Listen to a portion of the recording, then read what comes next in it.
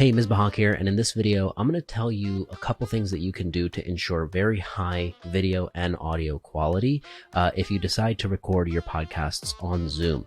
Zoom is a great free tool that you can be using. A lot of people are familiar with it, so your guest is probably not going to get too confused, but there are some drawbacks in terms of the customizability that you will have in the editing process. So what we're going to do is ensure that you do everything you can before you even press record to set your files up for success. So number one, close out all your tabs. Make sure your guest does the same, because you want to ensure the highest bandwidth is going towards, this live conversation, seeing the guest and hearing the guest, because Zoom is a great platform, but one of the things that it doesn't do is record your files locally, which would be ideal, right? It records the internet recording. So if there's any lag or interruption, that's going to end up in the file that's produced afterwards. Number two is to check your audio and video connection. One time I remember recording a podcast, and halfway through I realized this nice microphone isn't even actually hooked up in my Zoom. Really what was happening was it was picking up the sound from just my computer. So that was something that you do want to double check, and you can easily do that by hitting preferences and seeing your audio, making sure it's the appropriate mic that is selected. If your guest, for example, is also using AirPods or something, make sure that on their end they're all good to go. And then in terms of the audio levels, ideally shoot for green to yellow, right? So you can do this test with a guest as well if you want, but it's basically making sure that their mic levels are appropriate, which makes your job in the editing process way easier. So green to yellow is a good range to stick in there.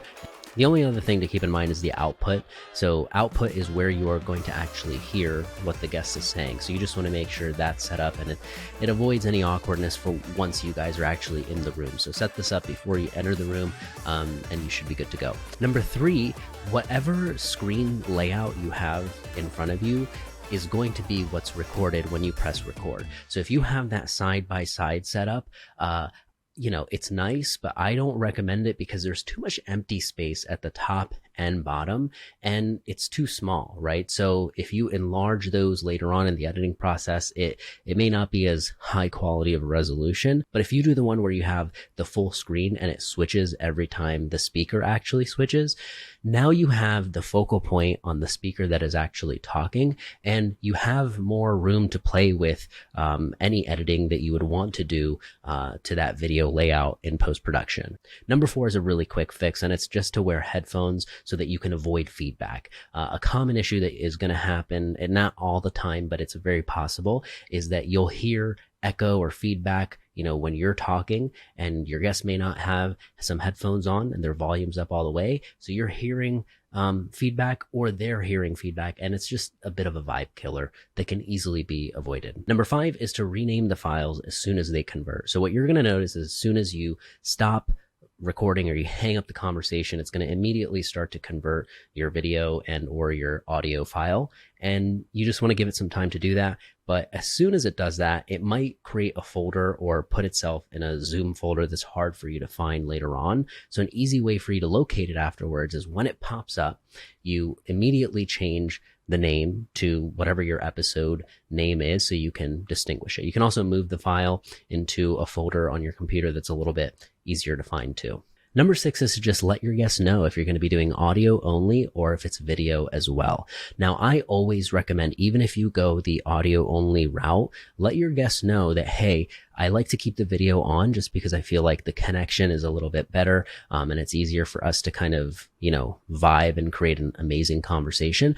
I also like to record it just in case we have any mic drop moments. I like to be able to make shareable clips afterwards. So I won't publish the video version, but I'll keep it there in case for me to make clips, if that's okay with you. Most of the time that's going to be okay. And now, even if you don't make clips, at least you have this file that you can go back and access. You're going to be happy that you have that. I hope some of these strategies were useful because remember, you only get one video file and one MP3 file in the output. So you want to set yourself up with some of the tips we talked about today for the highest video and audio recording possible.